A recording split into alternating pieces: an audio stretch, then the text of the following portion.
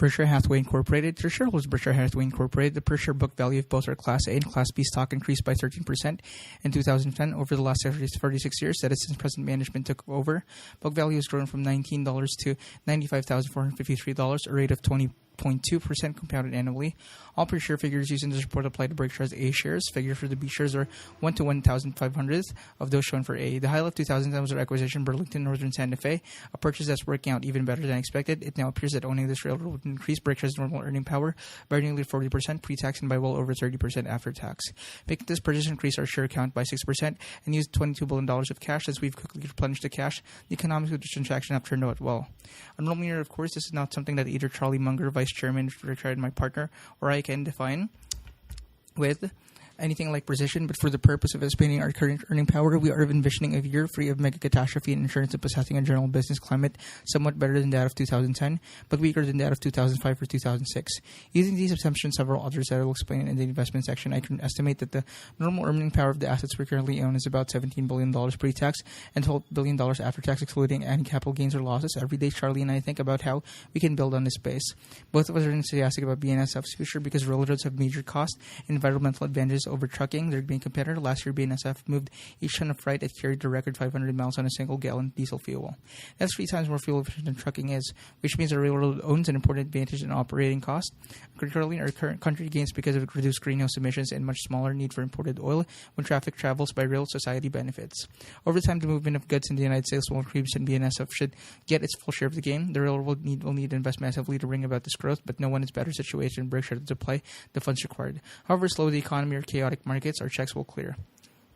Last year, in the face of widespread pessimism about our economy, we demonstrated our enthusiasm for capital investment in Berkshire by spending $6 billion on property and equipment. Of this amount, $5.4 billion, or 90% of the total, was spent in the United States. Certainly, our business will expand abroad in the future, but an overwhelming part of their future investments will be at home. In 2011, we will set a new record for capital spending, $8 billion, and spend all of the $2 billion increase in the United States. Money will always flow towards opportunity. There's an abundance of that in America. Commentators today often talk of great uncertainty, but think back, for example, December 6, 1941, October 18, 1987, and September 10, 2001. No matter how serene today may be, tomorrow is always uncertain.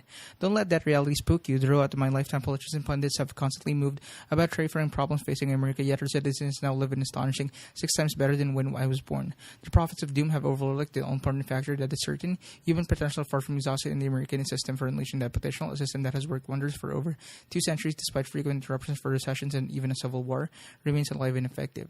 We're natively smarter than we were when our country was founded, nor do we work harder. But look around you and see a world beyond the dreams of any colonial citizen. That was in 1776, 1861, 1932, and 1941. America's best days lie ahead.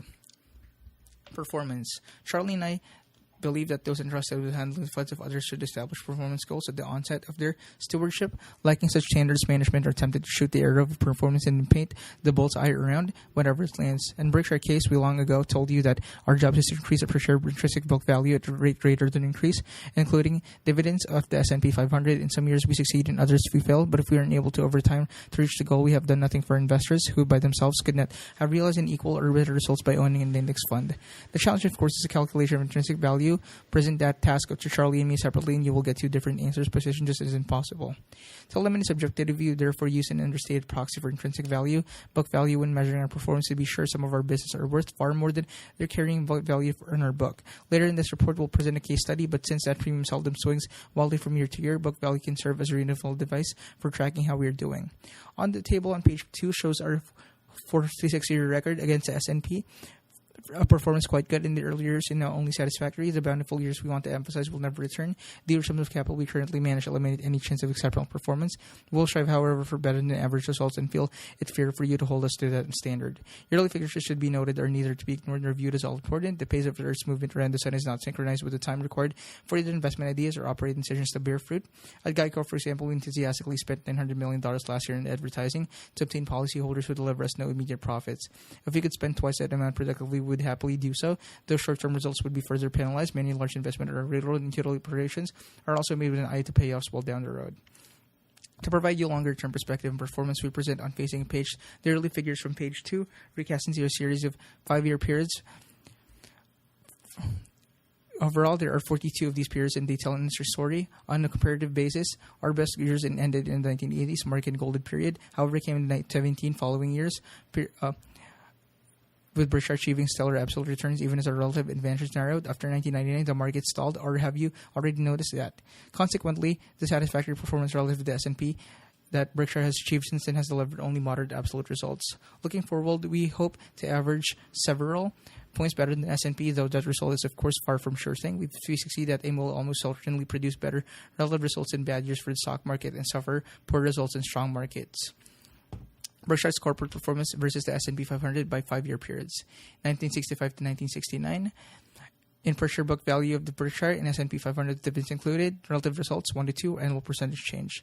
1965 to 1969, 17.2, 5.0, 12.2, 1970, 14.7, 3.9, 10.8, 1967, 7 to 71, 13.9, 9.2, 4.7, 1968 to 1972, 16.8, 7.5, 19.3, 1970 to 1974, 15.0, 17.7, 2.0, 15.7, 1971, 1975, 13.9, 3.2, 10.7, 1972 to 1976, 28.8, 4.9, 15.9, 1974 to 1978, 24.4, 4.3, 20.1, 1976 to 1980, 33.4, 13.9, 19.5, 1979 to 1983, 31.6, 17.3, 14.3, 1981, 1985, 32.6, 14.6, 1980, 1984 to 1988, 25.0, 15.2, 9.8, 1986 to 1990, 22.9, 13.1, 19.8,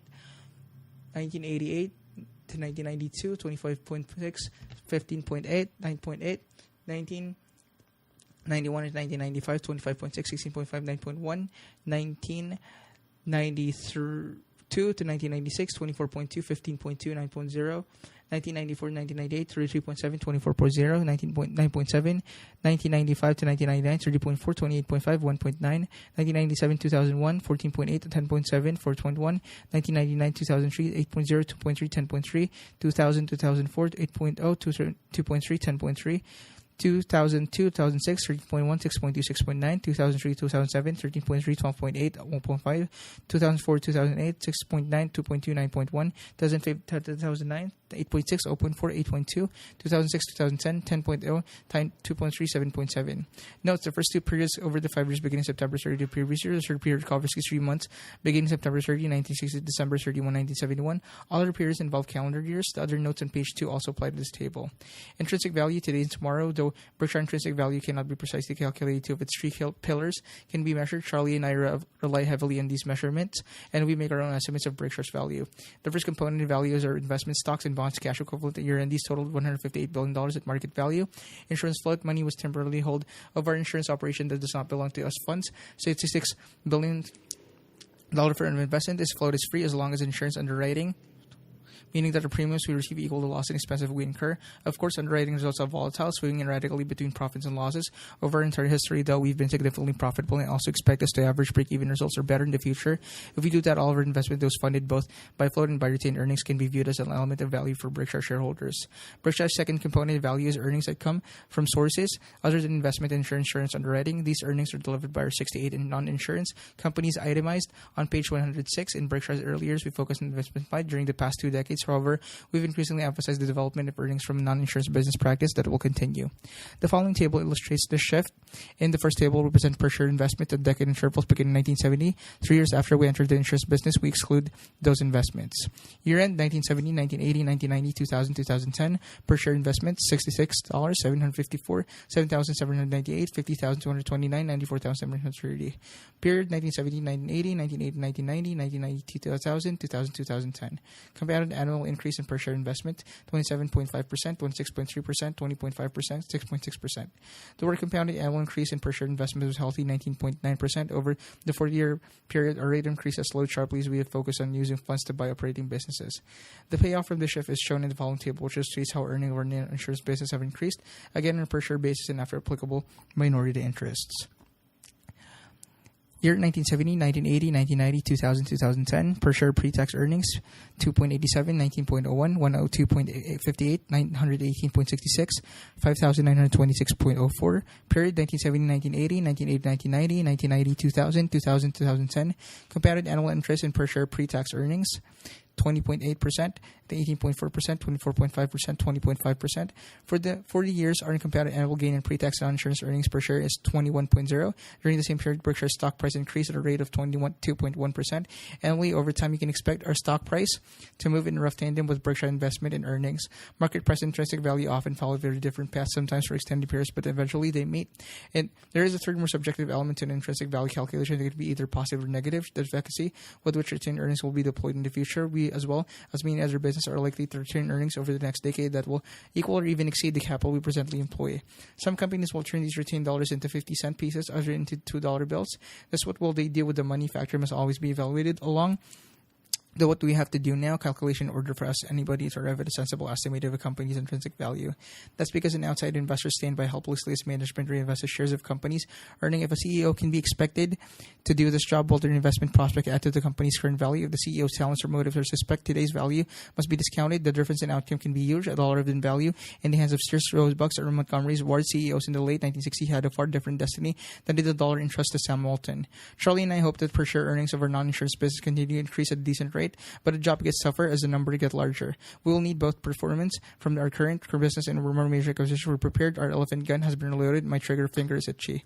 Partially offsetting our anchor of size are several important advantages we have. First, we possess a cadre of truly skilled managers who have unusual commitment to their own operations and to Berkshire. Many of our CEOs are independently wealthy and work only because they love what they do.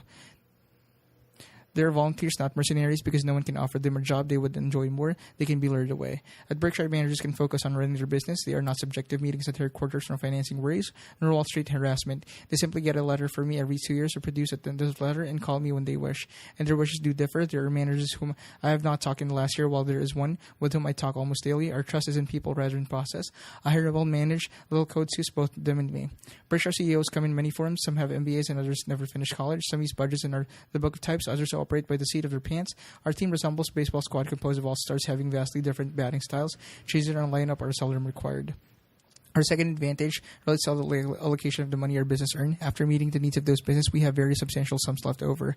Most companies limit themselves to investing funds within the industry in which they have been operating. That often restricts them, however, to a universe for a capital allocation that is both tiny and quite inferior to what is available in the wider world. Competition for few opportunities that are available tends to become fierce. The seller has the upper hand, as a girl might if she were the only female party attended by many boys. That lopsided situation would be great for the girl, but terrible for the boys. At Berkshire, we face no institutional restraints when we deploy capital. Charlie and I are limited only by our ability to understand the likely future of possible acquisition. If we clear that hurdle, and frequently we can't, we are able to compare any one opportunity against a host of others. When I took control of Berkshire in 1965, I didn't exploit this advantage. Berkshire was then only in textiles, where it had in the previous decade lost significant money. The dumbest thing I could have done was to pursue opportunities to improve and expand the existing tile operation. So for years, that's exactly what I did. And then, in a final burst of brilliance, I went out and bought another textile company. Eventually, I came to my senses, heading first into insurance and then into other industries. There's even a supplement to this world is our oyster advantage. In addition to evaluating attractions of one business against a host of others, we also measure business against opportunity available in marketable securities, a comparison most managements don't make. Often businesses are priced ridiculously high against what can likely be earned from investment in stocks or bonds. At such moments, we buy securities at buy on time. Our flexibility in respect to capital allocations account for much of our progress to date. We have been able to take money we earn from, say, See's Candies or Business Wire, two of our best run business, but also two offering limited reinvestment opportunities, and use as part of the stake we need to buy BNSF. Our final advantage is the hard to duplicate culture and permeates Berkshire in business culture counts. To start with, the director who presents you think and act like owners. They receive token compensation, no options, no restricted stock, and for that matter, virtually no cash. We do not provide them directors and officers liability insurance, given almost every other large public company. If they mess up with their money, they will lose their money as well. Leaving my holdings alongside directors and families on Berkshire shares worth more than $3 billion, our directors therefore monitor Berkshire's actions and results with keen interest in an owner's eye. You and I are lucky to have them as stewards. The same owner orientation prevails among our managers. In many cases, these are people who have sought out Berkshire as an acquirer for business that they and their families have long owned. They came to us with an owner's mindset, and we provide an environment that encourages them to retain it. Having managers who love their business is no small advantage. Culture self-propagate. Winston Churchill once said, "You shape your houses and then they shape you." That wisdom applies to business as well. Bureaucratic procedures beget more bureaucracy, and imperial corporate policies induce imperious behavior. As one wag put it, you know you're no longer seeing when you get it in the backseat of your car and it doesn't move. At Berkshire's world headquarters, our annual rent is $270,212. Moreover, the home office investment in furniture, art, cook dispenser, lunch room, high-tech equipment, you name it. Totals was $301,363. As long as Charlie and I treat your money as if it were your own, Berkshire's manager will likely be careful with it as well. Our compensation programs, our annual meeting, and even our annual reports are all designed with an eye reinforcing the Berkshire culture and making one that will repel and expel managers of a different bent. This culture grows stronger every year and will remain intact long after Charlie and I have left the scene. We will need all of the strengths I've just described to do it reasonably well. Our managers will deliver, you can count on that, but whether Charlie and I can hold up our unended capital allocation depends on part of the competitive environments for acquisition. You will get our best efforts. Now let me tell you a story that will help you understand how the intrinsic value of business can far exceed its book value. Relating this tale also gives me a chance to relive some great memories. 6 years ago, last month, Geico entered my life, destined to shape it in a huge way. I was then a 20-year-old graduate student at Columbia, having elected to go there because my hero, Ben Graham, taught a once-a-week class at school. One day at the library, I checked out Ben's entry in Who's Who in America and found he was chairman of Government Employees Insurance Company, now called Geico. I knew nothing of insurance and had never heard of the company. The librarian, however, steered me to a large compendium of insurers, and after reading the page on Geico, I decided to visit the company. The following Saturday, I boarded an early train for Washington. Alas, when I arrived at the company's headquarters, the building was closed. I then rather frantically started pounding on the door until finally a janitor appeared. I asked him if there was anyone in the office I could talk to, and he assured me that the only person around, Lorimer Davidson. That was my lucky moment. During the next 4 hours, Davey gave me an education about both insurance and Geico. It was the beginning of a wonderful friendship. Soon thereafter, I graduated from Columbia and became a stock salesman in Omaha. Geico, of course, was my prime recommendation, which got me off a great start with dozens of customers. Geico also jump-started my net worth because soon after meeting Davey, I made the stock 75% of my $9,800 investment portfolio. Even so, I felt over-diversified. Subsequently, Davey became CEO of Geico, taking the company to undreamed of heights before it got into trouble in the 1970s, a few years after his retirement, when that happened, with the stock falling by more than 95% because Berkshire bought about one-third of the company in the market, a position that over the years increased to 50% because Geico's repurchased of its own shares. Berkshire cost for this half of the business for $46 billion. Despite the size of our position, we exercised no control over the operations. We then purchased the remaining 50% of Geico at the beginning of 1996, which spurred Davey at 95 to make a videotape saying how happy he was that his beloved Geico would permanently reside with Berkshire. I also playfully concluded with the next time, Warren, please make an appointment. A lot has happened at Geico during the last 60 years, but its core goal, saving Americans substantial money in their purchase of auto insurance, remains unchanged. Try us at 1-800-847-7536 or www.geico.com. In other words, get the policyholders business by serving his business. Focusing on its objective, the company has grown to be America's third largest auto insurer with a market share of 8.8%. When Tony nicely, Geico CEO took over in 1993, that share was 2.0% level, which it had been stuck for more than a decade. Geico became a different company under Tony, finding a path to consistent growth while simultaneously maintaining underwriting discipline and keeping its costs low. Let me quantify Tony's achievement. When in 1996, we bought 50% of Geico we didn't already own. It cost us about $2.3 billion. That price implied a value of $4.6 billion for 100%. Geico then had tangible net worth of $1.9 billion. The excess over tangible net worth of the implied value, $2.7 billion, was that what we estimate Geico's goodwill to be worth at that time. That goodwill represent the economic value of the policyholders who were then doing business with Geico. In 1995, those customers had paid the company $2.8 billion in premiums. Consequently, we were valuing Geico's customers at about 97%, 2.7 to 2.8 of they are annually paying the company. By industry standards, that was a very high price, but Geico was an ordinary insurer. Because of the company's low cost, its policyholders were consistently profitable and usually loyal. Today, premium volume is $114.3 billion and growing, yet we carry the goodwill of Geico on our books at only $1.4 billion, an amount that will remain unchanged no matter how much the value of Geico increases. Under accounting rules, you will write down the carrying value of goodwill if its economic value decreases, but leave it unchanged if economic value increases. Using the 97% of its premium volume yardstick we applied to our 1996 purchase, the real value today of Geico's economic goodwill is about $14 billion. And that is why likely to be much higher, and 20 years from now, Geico, off to a strong start in 2011, is a gift that keeps giving. One not-so-small footnote: under Tony, Geico has developed one of the country's largest personalized insurance agencies, which primarily sells homeowner policies to our Geico auto insurance customers. In this business, we represent a number of insurers that are not affiliated with us. They take the risk, we simply sign up the customers. Last year, we sold 769,898 new policies at this agency operation, up 34% from the year before. The obvious way this activity aids us is that it produces commission revenue. Equally important is the fact that it further strengthened our relationship with our policyholders, helping us retain them. I owe an enormous debt to Tony and David, and come to think of it, to that janitor as well. Now let's examine the four major sectors of Berkshire. Each has vastly different balance sheets and income characteristics from others. Lumping them together therefore impedes analysis, so we'll present them as four separate businesses, which is how Charlie and I view them. We will look first at insurance, Berkshire's core operation, and the engines that has propelled earnings potential over the years. Insurance, property, casualty, PC insurers receive premium upfront and pay claims later. In extreme cases such as those arising from certain workers' compensation, accident payments can stretch over decades. This collect now pay later model leaves us holding large sums, money we call float, that will eventually go to Dodgers. Meanwhile, we get to invest this float for Berkshire's benefit. Though individual policies and claims come and go, and the amount of float we hold remains remarkably stable in relation to premium volume. Consequently, as our business grows, so does our float, and how we have grown. Just take a look at the following table. Year-end float in million dollars: 1970, $39; 1980, $237. 1990, 1,632. 2000, 27,871. 2010, 65,832. If our premiums exceed the total of our expense and eventual losses, we register an underwriting profit that adds to the investment income that our float produces. When such a profit occurs, we enjoy the days of free money and better yet get paid for holding it. Alas, with wish of the all insurers to achieve this happy result creates intense competition so vigorous in most years that it causes PC industry as a whole to operate at a significant underwriting loss.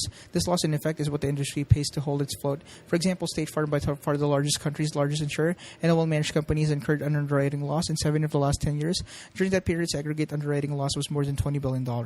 At Berkshire, we have now operated an underwriting profit for 8 consecutive years, our total underwriting gain for the period having been $17 billion.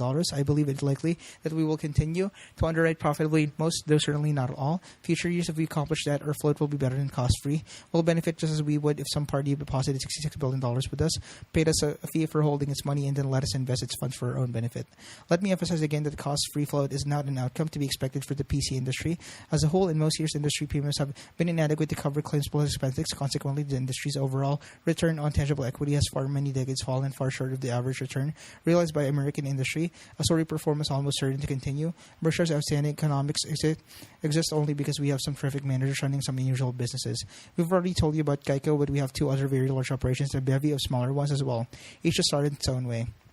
First off, it's Berkshire Hathaway Reinsurance Group, run by Ajit Jain. Ajit insures risk that no one else has a return of the capital to take on. Its operation combines capacity, speed, decisiveness, mostly important, brings in a manner that is unique in the insurance business, yet he never exposes Berkshire to risk that are more appropriate in relation to our resources. Indeed, we're far more conservative than most large insurers in this respect. In the past year, Ajit has significantly increased his life insurance operation, developing annual premium volume of about $2 billion that will repeat for decades. From his standing start in 1985, Ajit has created an insurance business with float of $30 billion and significant underwriting profits, a feat that no CEO and other insurer has come close to matching. By his accomplishment, he had a great many billions of dollars to the value of Berkshire, even kryptonite bounces of Ajit. We have another insurance powerhouse in General Ray, managed by Tad Montross. At bottom, a sound insurance operation requires 4 disciplines: 1, an understanding of all exposures that might cause a policy to incur losses; 2, a conservative evaluation of the likelihood of any exposure actually causing a loss and the probable cost if it does; 3, setting of a premium that will deliver profit and average after both prospective loss costs and operating expenses are covered; and 4, the willingness to walk away if the appropriate premium can't be obtained. Many insurers passed the first 3 tests and flunked the 4th. The urgence of Wall Street pressures from the agency forcing brokers, or simply refusal by testosterone-driven CEO to accept shrinking volumes, has led to many insurers to write business at inadequate prices. The other guys doing it so well spells trouble in any business, but none more so than insurance. Tad has observed all 4 of the insurance commandments and shows in his results. General Ray's huge float has been better than cost-free under his leadership, and we expect that on average it will continue to be. Finally, we own a group of smaller companies, most of them specializing in odd corners of the insurance world. In aggregate, the results have consistently been profitable, and as the table below shows, the float that they provide is substantial. Charlie and I treasure these companies and their managers. Here's the record of all 4 segments of our property, casualty, and life insurance business. Insurance operations, underwriting profit, year-end float, and millions. General Ray, 2010, 2009, 2010, 2009. General Ray, $452, $477, $20,049, $21,014. BH Insurance, $176, $250, $30,370, $27,753. Geico, $1,117, $649, $10,772, $9,613. Other primary, $286, $84, $5,141, $5,061. Total, $2,013, $1,460, $65,832, $63,441. Among large insurance operations, Berkshire impressed me as the best in the world: manufacturing, service, and retailing operations. Our activities in this part of Berkshire cover the waterfront. Let's look at the summary balance sheet and earnings statement from the entire group. Balance sheet, $1231.10 in millions. Assets, cash and equivalents, $2,673. Accounts and notes receivable, $5,396. Inventory, $7,101. Other current assets, $550. Total current assets, $15,720. Goodwill and other intangible, $16,976. Fixed assets, $15,421. Other assets, $3,029. $51,146. Liabilities and equity, notes payable, $1,805. Other current liabilities, $8,169. Total current liabilities, $9,974. Deferred taxes, $3,001. Term debt and other liabilities, $6,621. Equity, $31,550. $51,146. Earning statements, millions. Revenues, 2010, 2009, 2008. Operating expenses, including depreciation of $1,362 in 2010, $1,422 in 2009, and $1,280 in 2008. $6,225, $59,509. 0.98, 61,937. Interest expense, 111, 98, and 139. Pre-tax earnings, 4,274, 2,058, 4,023. Income taxes and non-controlling interest, 1,812, 945, 1,740. Net earnings, 2,462, 1,113, 2,283. Does not include purchase accounting adjustment. This group of companies sells products ranging from lollipops to jet airplanes. Some of the business enjoy terrific economics measured by earnings on unleveraged net tangible assets that return from 25% after tax to more than 100%. Others produce good returns to the area of 12 to 20%. Unfortunately, if you have very poor returns, a result of some serious mistake I have made in my job of capital allocation. These errors came about because I misjudged either the competitive strength of the business I was purchasing or the future economics of the industry in which it opened. I tried to look out 10 or 20 years when making an acquisition, but sometimes my eyesight has been poor. Most of the companies in this section improved their earnings last year in 4 set records. Let's look at the record breakers. TTR Electronic Components distributor had sales 21% above its previous high record in 2008. Pre-tax earnings that topped its earlier record by 58%. Its sales gains spanned 3 continents, with North America at 16%, Europe at 26%, and Asia at 50%. The thousands of items TTI distributes are pedestrian, many selling for less than $1. The magic of TTI's exceptional performance is created by Paul Andrews, its CEO, and his associates. Forest River, RV, and boat manufacturer had recorded sales of nearly $2 billion in record earnings as well. Forest River has 82 planes, and I had yet visit one, or the home office for the matter. There's no need. Pete Legal, the company CEO, runs a terrific operation. Come view his products at the annual meeting. Better yet, buy one. CTB, our farm equipment company, again set an earning record. I told you in the 2008 annual report about Vic Mancinelli, the company CEO. He just keeps getting better. Berkshire paid $140 million for CTB in 2002.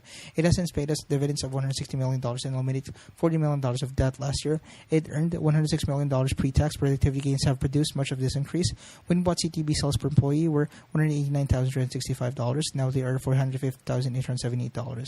Would you believe shoes? H.H. Brown, run by Jim Esler and best known for its Born brand, set a new record for sales and earnings, helped by selling 1,110 pairs of shoes.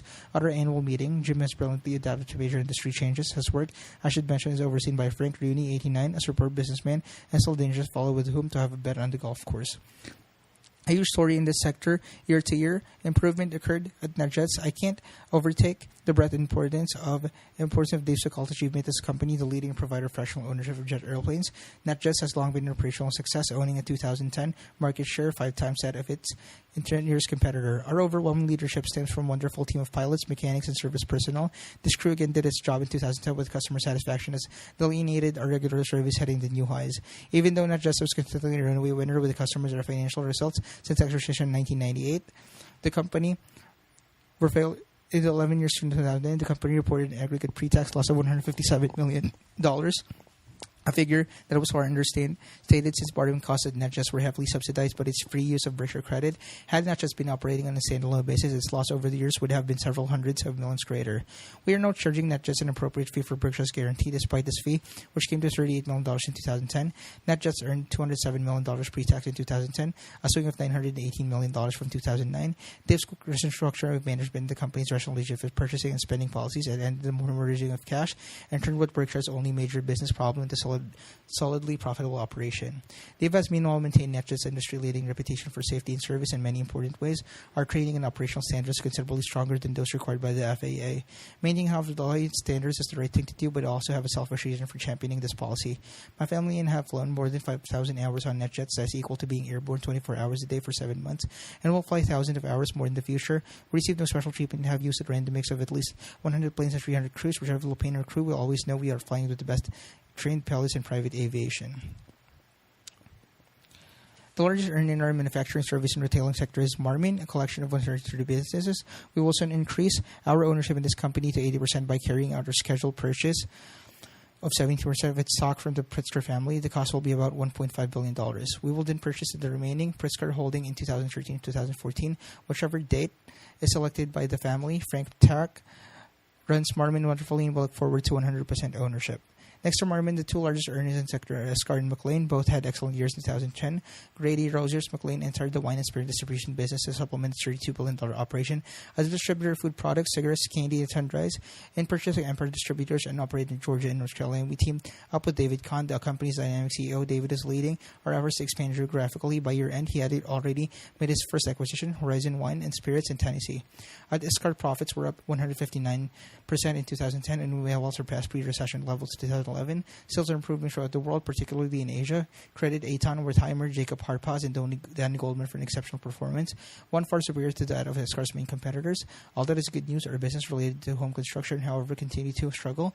John Mansell, Mitek, Shaw, and Acme Brick have maintained their competitive positions, but their profits are far below the levels of a few years ago. Combined, those operations earned $360 million pre-tax in 2010 compared to $1.3 billion in 2006, and their employment has fallen by about 9,400. A housing recovery will probably begin within a year or so. In any event, it is certain to occur at some point. Consequently, 1. At Mitek, we have made or committed to 5 bolt-on acquisitions during the past 11 months. 2. At Acme, we just recently acquired the leading manufacturer of brick in Alabama for $50 million. 3. Johns Manville is building a $55 million roofing membrane plant in Ohio to be completed next year. And 4. Shaw will spend $200 million in 2011 in plant and equipment, all of it situated in America. These businesses entered the recession strong and will exit stronger. At Berkshire, our time horizon is forever. Regulated capital-intensive business, we have 2 very large businesses, BNSF and Mid-American Energy, with important common characters that distinguish them from our many others. Consequently, we give them their own sector in this letter and split out their financial statistics in our GWP balance sheet and income statement.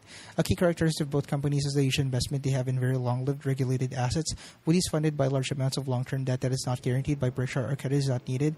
Both businesses have earning power that even under very adverse business conditions amply covers their interest requirements. For example, in recession year 2010, with BNSF's car loading far off peak levels, the company's interest coverage was 6-1. Both companies are heavily regulated and both will have never-ending need to make major investment in plant and equipment. Both also need to provide efficient, customer-satisfying service to earn the respect of their customer communities and regulators in return. Both need to be assured that they will be allowed to earn reasonable earnings on future capital investment. Earlier, I explained just how important railroads are to our country's future. Rail moves 42% of America's intercity freight measured by ton miles, and BNSF moves more than any other railroad, about 20% of the industry total. A little math will tell you that more than 11% of all intercity ton miles of freight in the U.S. is transported by BNSF. Given the shift of population to the west, our share may well inch higher. All this adds up to a huge responsibility. We are a major and essential part of the American economy circulatory system, obliged to constantly maintain and improve our 23,000 miles of track, along with its ancillary bridges, tunnels, and engineers and cars. In carrying out this job, we must anticipate society's needs, not merely react to them. Fulfilling our societal obligation, we will regularly spend far more than our depreciation, with this excellence amounting to $2 billion in 2011. I'm confident we will earn appropriate returns on our huge incremental investments. While recognition, wise investments are two sides of the same coin. At Mid-American, we present a similar social compact we are expected to put up, ever-increasing sums to satisfy the future needs of our customers. If we meanwhile operate reliably and efficiently, we know that we will obtain a fair return on these investments. Mid-American supplies 2.4 million customers in the U.S. with electricity, operating as the largest supplier in Iowa, Wyoming, and Utah as an important provider in other states as well. Our pipelines transport 8% of the country's natural gas. Obviously, many millions of Americans depends on us every day. Mid-American has delivered outstanding results for both its owners. Berkshire interest is in 89.8%. Its customers shortly after Mid-American purchased Northern Natural Gas Pipeline 2002. The company's performance pipeline was rated dead last 43 out of 43 by the leading authority in the field. In most recent report published, Northern Natural was ranked second. The top spot was held by our other pipeline, Kern River, and its electric business, Mid-American, has a comparable record. Iowa rates have not increased since we purchased our operation there in 1999.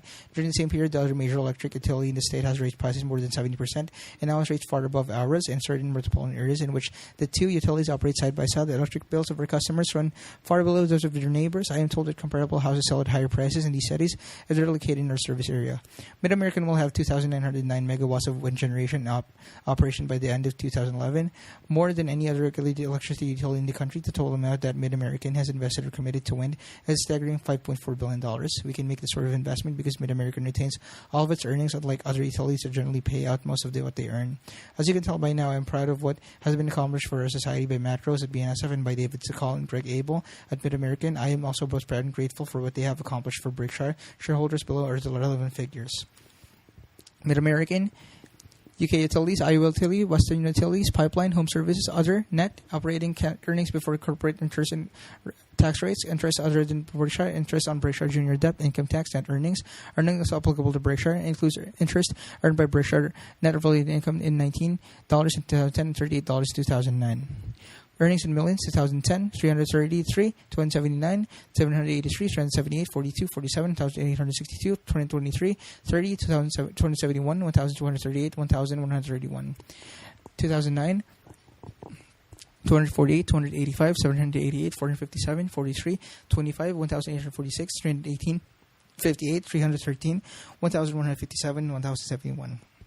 BNSF Historical Accounting through 2, 12, 10 purchase accounting subsequently in millions 2010 2009 revenue $16,850 $14,016 operating earnings $4,495 $3,254 interest net $507 $613 pre-tax earnings $3,988 $2,641 net earnings $2,459 $1,721 finance and financial products. This is a small sector includes 2 rental companies, Extra Trailers and CORT Furniture and Clayton Homes, the country's leading producer and financer of manufactured homes.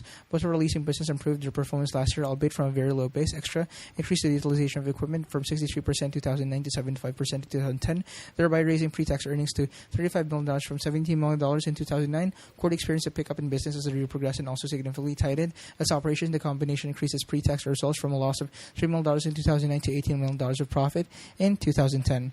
At Clayton, we produced 23,343 homes, 47% of the industry sold 50,046. Contrast this to the peak year of 1998 when 372,842 homes were manufactured. We then had an industry share of 8%.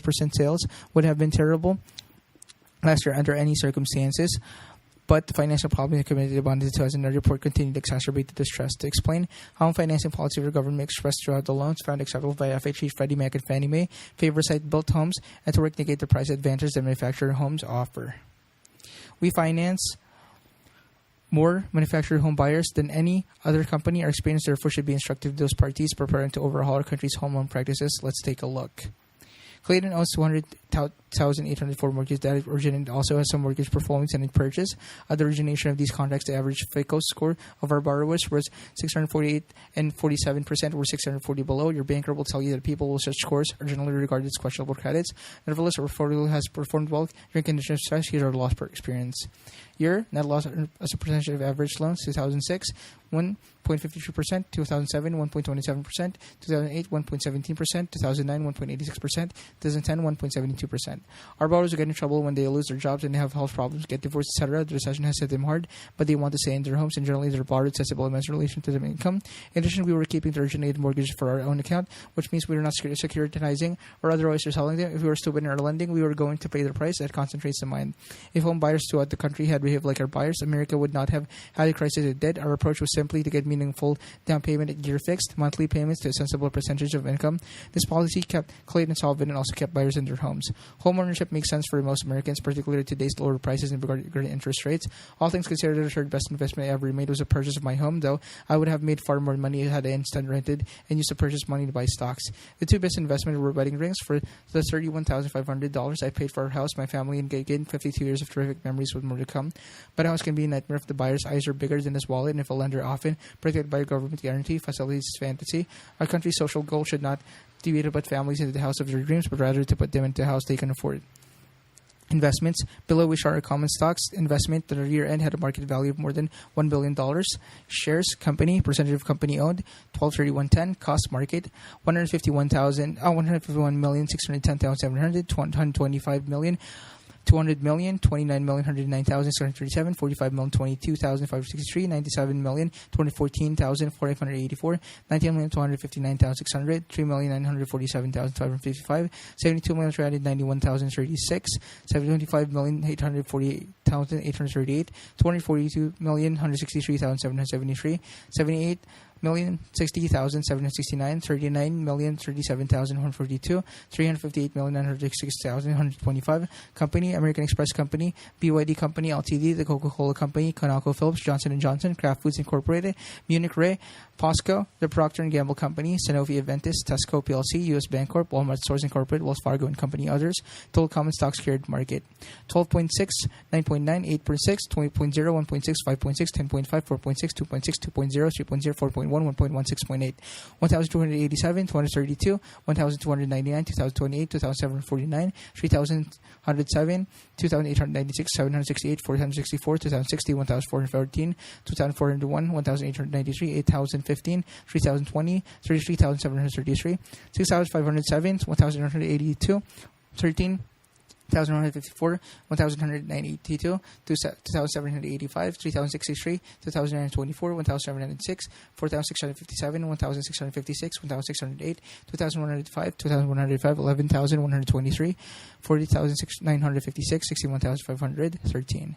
These are actual purchase price, and also our tax basis GWP cost differs in a few costs because write-ups or write-downs that have been required. In reported earnings, we reflect the only dividends our portfolio companies pay us.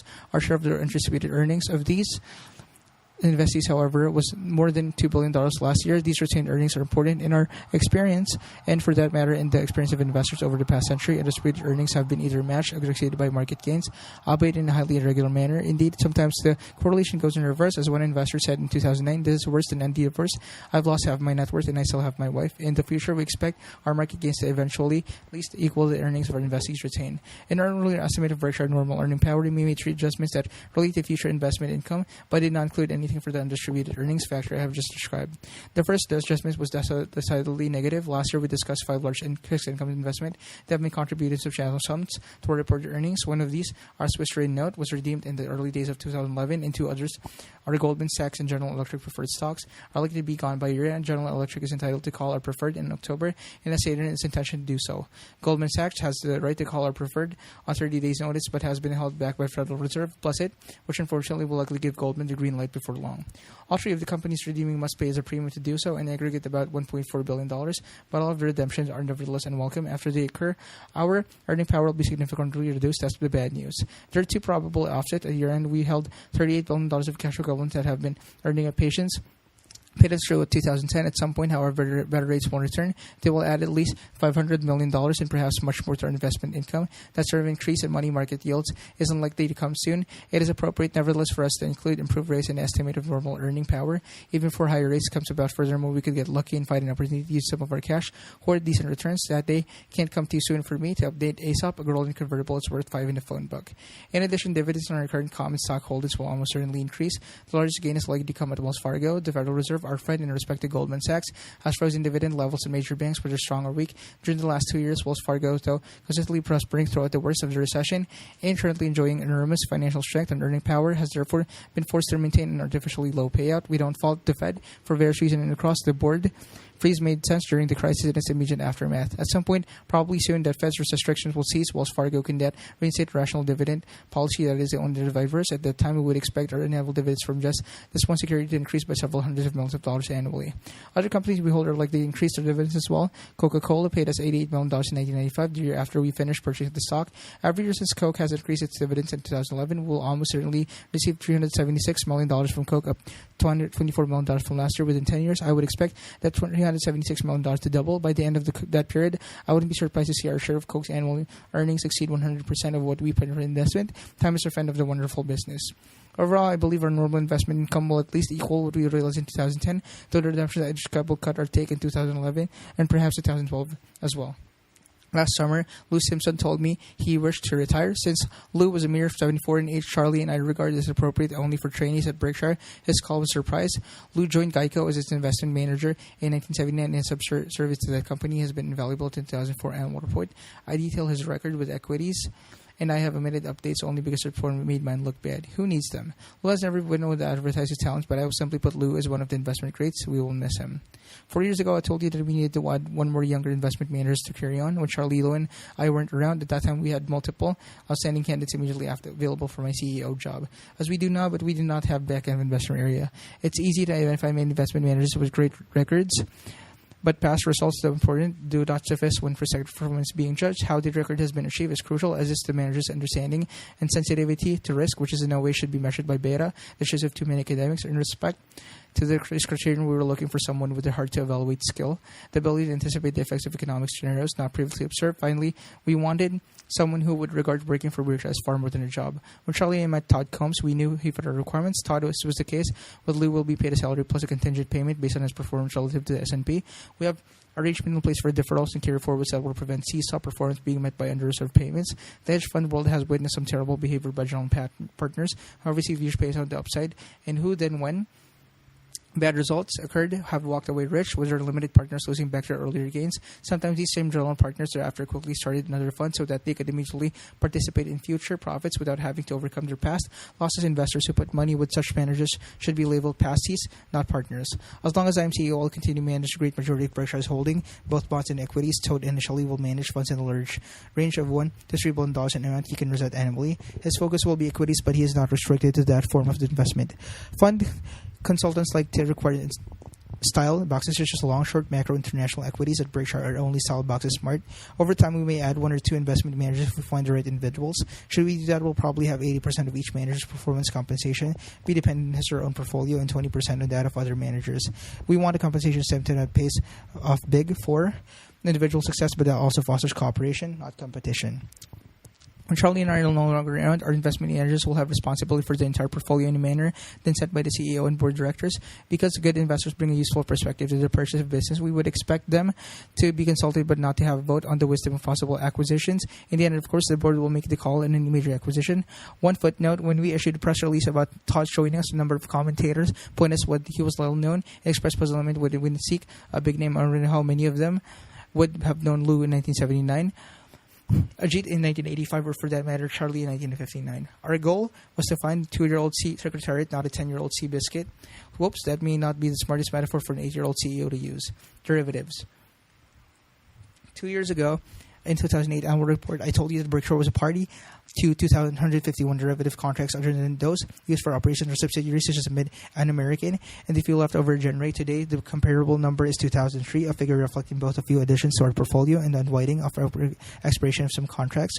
Our continuing positions, all of which I am personally responsible for, fall largely into 2 categories. We view both categories in engaging us in insurance-like activities in which we receive premiums for assuming risks that others wish to shed. Indeed, though the process we employ in these derivatives transactions are identical to those we use in our insurance business, we should also understand that we get paid up front when we enter the contract and therefore run no counterparty risk.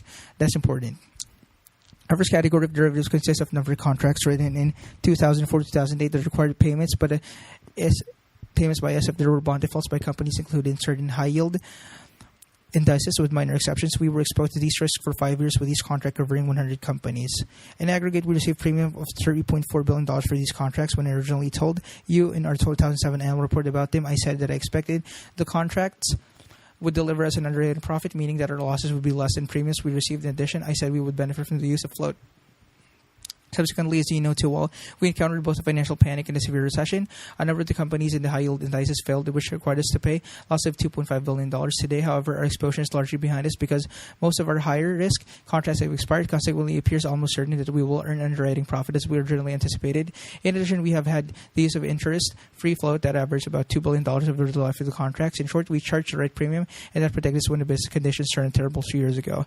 Our other large derivatives position, whose contracts go by the name of equity puts, involves insurance we wrote for the parties wishing to protect themselves against possible decline in equity prices in the U.S., UK, Europe, and Japan. These contracts are tied to the various equity indices such as S&P 500 in the U.S. and FTSE 100 in the UK. In the 2004-2008 period, we received $4.8 billion of premiums for 47 of these contracts, mostly over trend for 15 years. On these contracts, only the price of indices and the termination date counts. No payment can be required before then. As a first step in updating you about these contracts, I can report that late in 2010, at the instigation of our counterparty, we unwound 8 contracts and all of them due between 2021 and 2028. We had originally received $447 million in premiums for these contracts, and that unwinding required us to pay $425 million. Consequently, we realized a gain of $222 million and also had the interest-free and restricted use of that $647 million for about 3 years. Those 2010 transactions left us with 39 equity put contracts remaining on our books at year-end.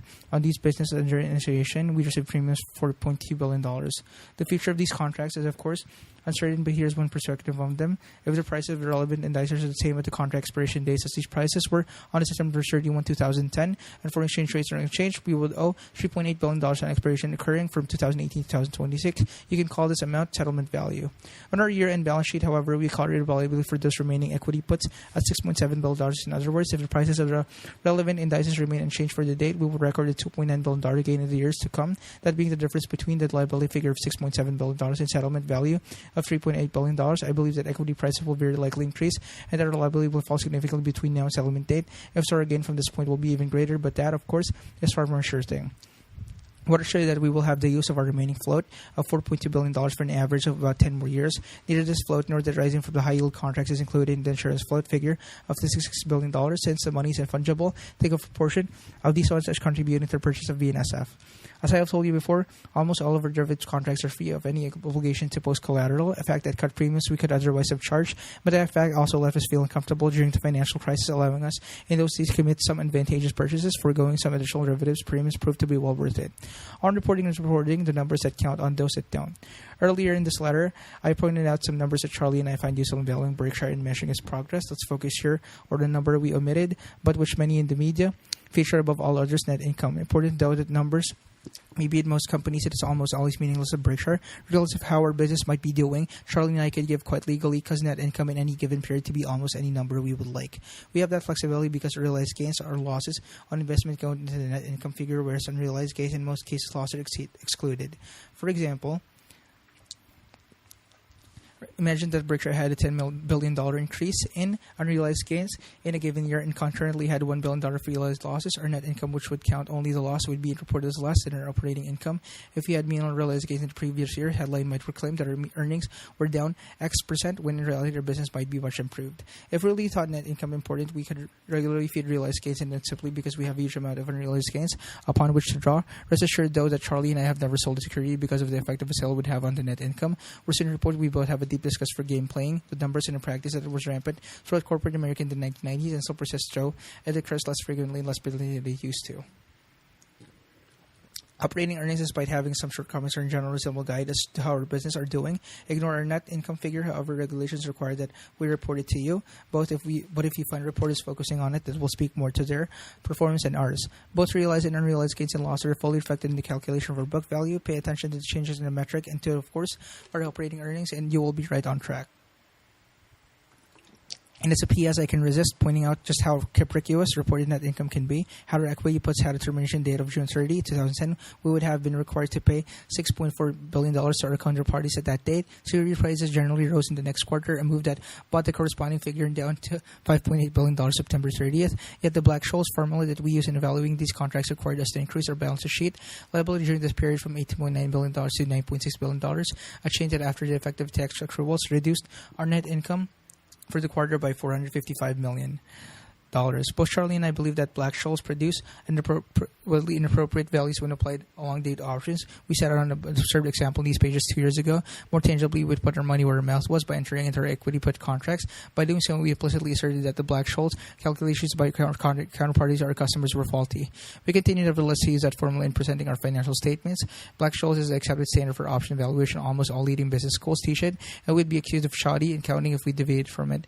Moreover, we would present our auditors with an insurmountable problem were we to do that. They have clients who are the counterparty and who use Black-Scholes values for the same contracts we hold, and we may also for our auditors to attest to the accuracy of both their values and others were too far apart. Part of the appeal of Black-Scholes to auditors and regulators is that it produces precise numbers. Charlie and I can supply one of those. We believe the true liability of our contracts to be far lower than the calculated by Black-Scholes, but we can't come up with an exact figure any more than we can come up with a precise value for Geico, BNSF, and for Berkshire Hathaway itself. Our ability to pinpoint a number doesn't bother us. We would rather be approximately right than precisely wrong. Kenneth Galbraith once slightly observed the economists were most economical with ideas they made once learned in graduate school last a lifetime. University finance departments often behave similarly, with the tenacity with which almost all clung to the theory of efficient markets throughout the 1970s and 1980s, dismissively calling powerful facts refuted anomalies. I always love explanation of that kind. The flat Earth society probably views the ships circling of the globe as an annoying but inconsequential anomaly. Academics' current practices of teaching Black-Scholes has revealed truth needs re-examination. For that matter, so does the academics' inclination to dwell on the valuation options. You can be highly successful as an investor without having the slightest ability to value an option. What students should be learning is how to value business. That's what investing is all about. Life and debt. The fundamental principle of auto racing is that to finish first, you must first finish. That dictum is equally applicable to business and guides out every action at Berkshire. Unquestionably, some people have become very rich through the use of borrowed money. However, that also been a way to get very poor. When leverage works, it manifests your gains. Your spouse thinks you're clever and your neighbors get envious, but leverage is addictive. Once having profited from its wonders, very few people retreat to more conservative practices. And as we all learned in third grade and some later learned in 2008, any series of positive numbers, however impressive the numbers may be, evaporates when multiplied by a single zero. History tells us that leverage all too often produces zeros, even when it's employed by very smart people. Leverage, of course, can be lethal to business as well. Companies with large debts often assume that these obligations can be refinanced as they mature, as that assumption is usually valid. Occasionally, though, either because of company-specific problems or a worldwide shortage of credit, maturities must actually be met by payment. For that, only the cash will do the job.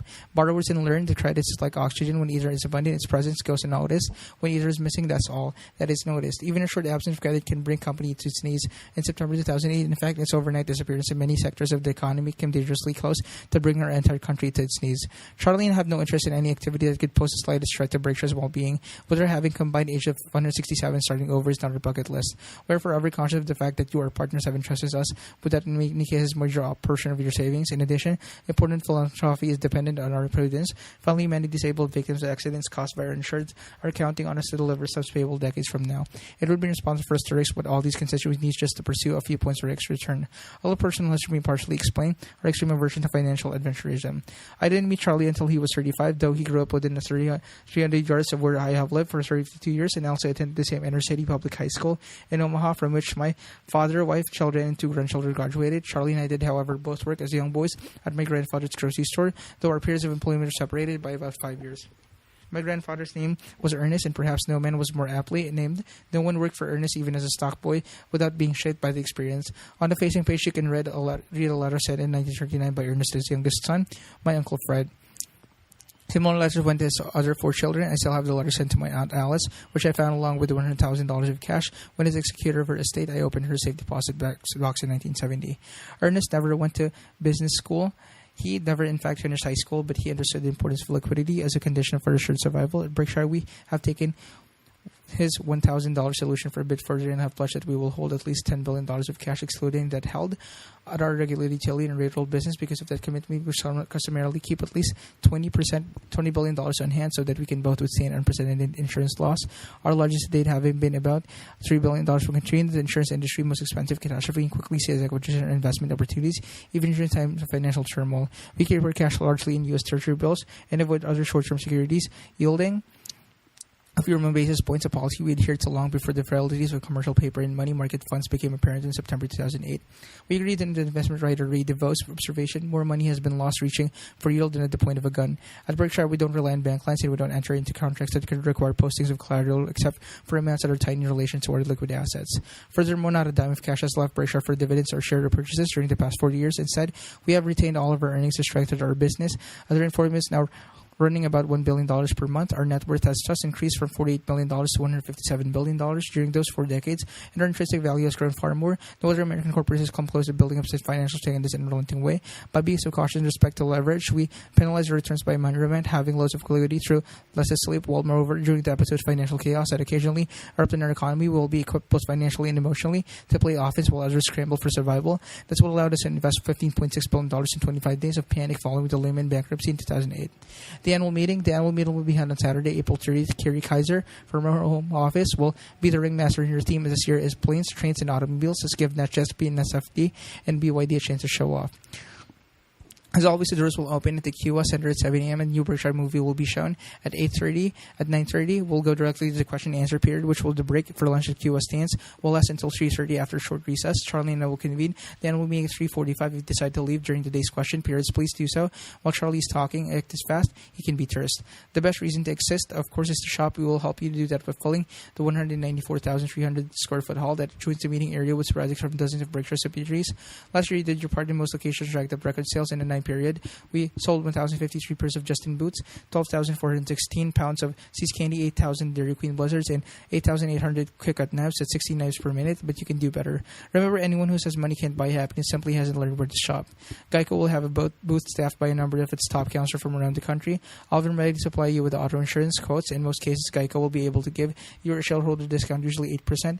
This special offer is permitted by 44 of the 51 jurisdictions in which we operate. One supplemental point, the discount is not additive. You qualify for restrictions that given certain groups. Bring the details of your existing insurance and check out whether we can save you money. For at least half of you, I believe we can. Be sure to visit the bookworm. It will carry more than 60 books and DVDs, including the Chinese language edition of Poor Charlie's Almanac, the ever popular book about my partner. So what if you can read Chinese? Just buy a copy and carry it around. It will make you look urbane and erudite. Should you need to ship your book purchase, a shipping service will be available nearby. If you're a big spender or maybe a gawker, visit Elite Aviation on the east side of the Omaha Airport between noon and 5 p.m. on Saturday. They will have a fleet of NetJets aircraft that will get your pulse racing. Come by bus, leave by private jet. An attachment to the proxy material that is enclosed with this report explains how you can obtain the credential you will need for admission to the meeting and other events. As for plane, hotel, and car reservation, we have again signed up American Express 800-799-6634 to give you special help. Carol Patterson, who handles these matters, does a terrific job for us each year, and I thank her for it. Hotel rooms can be hard to find, but work with Carol and you will get one. Airlines have often jacked up prices, sometimes dramatically so for the Berkshire weekend. If you're coming from far away, compared to the cost of flying to Kansas City versus Omaha, the drive is about 2.5 hours, and it may be that you can save significant money, particularly if you had planned to rent a car in Omaha. At Nebraska Furniture Mart, located in a 77 acres site on 72nd Street between Dodge and Pacific, we will again be having Berkshire Weekend discount pricing. Last year, the store did $33.3 million of business during its annual meeting sales. A volume that, as far as I know, exceeds the 1 week total of any retail store or any place. To obtain the Berkshire discount, you must make your purchase between Tuesday, April 26th and Monday, May 2nd, inclusive, and also present your meeting credential. The period special pricing will even apply to the products of several prestigious manufacturers that normally have ironclad rules against discounting, but which, in the spirit of our shareholders, we can have been an exception for you. We appreciate your cooperation. M&FM is open from 10 a.m. to 9 p.m. Monday through Saturday, and 10 a.m. to 6 p.m. on Sunday. On Saturday this year, from 5:30 p.m. to 8 p.m., NFM is having a picnic to which you're all invited. And both times will again have two shareholder-only events. The first will be cocktail reception from 6 p.m. to 9 p.m. on Friday, April 29th. The second, the main gala, will be held on Sunday, May 1st from 9 a.m. to 4 p.m. On Saturday, we will be open until 6 p.m. On Sunday, around 1 p.m. I will be at Borsam's with a smile and shoe shine, selling jewelry just as I sold men's shirts at JCPenney's 63 years ago. I've told Susan Jacks, Borsam CEO, that I'm still a hotshot salesman, though I see doubt in her eyes. So cut loose and buy something from me for your wife or sweetheart, presumably the same person. Make me look good. We will have huge crowds at Borsam's throughout the weekend. For your convenience, therefore, shareholders' prices will be available from Monday, April 25th through Saturday, May 7th. During that period, please identify yourself as a shareholder by presenting your meeting credential or brokerage statement that shows you're a Berkshire shareholder. On Sunday in the mall outside of Borsam's, a brand followed Patrick Wolf, twice U.S. chess champion, will take on all comers who will have your eyes wide open in a group of 6. Nearby, Norman Beck, a remarkable magician from Dallas, will bewilder onlookers. Additionally, we will have Bob Hammond and Sharon Osberg, two of the world's top bridge experts, available to play bridge with their shareholders on Saturday afternoon. Gourds and Pickles will again be open exclusively for Berkshire shareholders on Sunday, May 1st. Both will be serving until 10 p.m. with Gourds opening at 1 p.m. and Pickles opening at 4 p.m. These restaurants are not my favorites, and still being a growing boy, I will eat both of them on Sunday evening. Remember to make a reservation at Gourds. Call 402-551-3733 on April 1st, but not before. And at Pickles, call 402-342-9038. We will again have the same free financial journalists lead the question and answer period, asking Charlie and me questions that shareholders have submitted them by email. The journalists and their email address are called Loomis of Fortune, who may be emailed at clumis@fortunemail.com, Becky Quick of CNBC at BerkshireQuestions@CNBC.com, and Andrew Ross Sorkin of the New York Times at rsorkin at 109times.com. For the questions submitted, each journalist will choose a dozen, so he or she decides the most interesting and important. The journalists have told me their question has the best chance of being selected if you keep it concise, avoid sending it at the last moment, make it Berkshire related, and include no more than 2 questions in any email you send them. In your email, let the journalists know if you would like to your name mentioned in your questions is selected. Neither Charlie nor I will get so much as a clue about the question to be asked. We know the journalists will pick some tough ones, and that's the way we like it. We'll again have a drawing at 8:15 a.m. on Saturday, and each 13 microphones for their shareholders wishing to ask questions themselves. At the meeting, I will alternate the questions asked by the journalists with those from the winning shareholders. We hope to answer at least 60 questions from a standpoint. The more the better. Our goal, which we pursue both through our these annual letters and by our meeting discussions, to give you a better understanding for the business that you own. For good reason, I regularly extol the accomplishment for operating managers equally important. However, the 20 men and women who work with me in our corporate office all in one floor was the way we intend to keep it on. This group efficiently deals with the multitude of SEC and other regulatory requirements, files a 14,087-page federal income tax returns along with state and foreign returns, respond to countless shareholders and media inquiries, gets out the annual reports, prepares for the country's largest annual meeting, coordinates board activities, and the list goes on and on. They handle all of these business tasks cheerfully and with unbelievable efficiency, making my life joyful. And their efforts go beyond activities strictly related to Berkshire. They deal with 48 university selectors from 200 applicants who will send students to Omaha to school for a day with me and also handle all kinds of requests that I receive, arrange my travel, even get me hamburgers for lunch. No CEO does this better.